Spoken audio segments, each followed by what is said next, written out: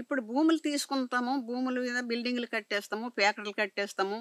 తర్వాత సముద్రం మీద రవాణా చేసేస్తాము అని బయలుదేరుతున్నారు కదా మీ ప్రభుత్వము. ఒక పంట అనగా, ఒక రైతు అనగా జీడి, కొబ్బరి, పనస, మునగ ఈ పంటలల్లో పండితే ఈవేళ అక్కడికి మార్కెట్కి వెళ్తే మార్కెట్లో కొనుక్కొని తింటున్నారు.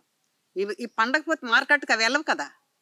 ఒక ధాన్యం పండించిన రైత ఆడు ధాన్యం పండించకపోతే ఏడు తింటారు? అన్నం తినరా? రూపాయలు మింగేస్తారా? ఈ ప్యాకెట్లు పడుకోగానే నిద్ర పట్టేసరే, ప్యాకెట్లు తొంగుంచారే. ఈవేళ ఒక పంట పండాలా, ఆ పంట వస్తే కదా మీరు బువ్వ వస్తుంది. మీకు రూపాయలు ఉంతే కాదు, జీర్ణం చేసే నీళ్ళు రూపాయలు ఉంటే. ఈవేళ ఆ పంట ఎనగ వస్తుంది, కాయ ఎనగ వస్తుంది, బజార్లోకి కాయగూరలు ఎనగ వస్తున్నాయి. ఈ భూములే మీరు తీసుకుంటే ఈవేళ మంచి మంచి భూములు పొలాలలో ప్యాకెట్లు కట్టేస్తున్నారు, మేడలు కట్టేస్తున్నారు, 4 మేడలు కడతారు, అద్దెలకు ఇచ్చుకుంటారు.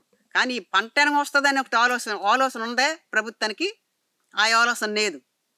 ఏమి ఎక్కడ దూసుకుందామా, ఎక్కడ పోసుకుందామా, ఎక్కడ కుంభకోణం చేసుకుందామా అంతకే. కానీ ఇంకేటి పంట రావాలా, రైతుకి బాగా ఉండాలా, రైతుకి ఏ రకం ఉపకారం చేస్తే రైతు పండిస్తాడనేది ప్రభుత్వానికి లేదు.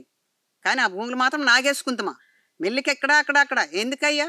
ఈవేళ ఒక గవర్నమెంట్కి మేము ఏంగబెట్టి ఒక గవర్నమెంట్ మేము గెలిపించినామంటే మాకు ఇదేనే ప్రాయశ్చిత్తము, మాకు ఇదేనే బహుమతి ఇచ్చడము, మా భూములు తీసుకోవడమేనే మీకు గెలిపించినందుకు అదే మాకు ఇచ్చిన ఉపకారమా?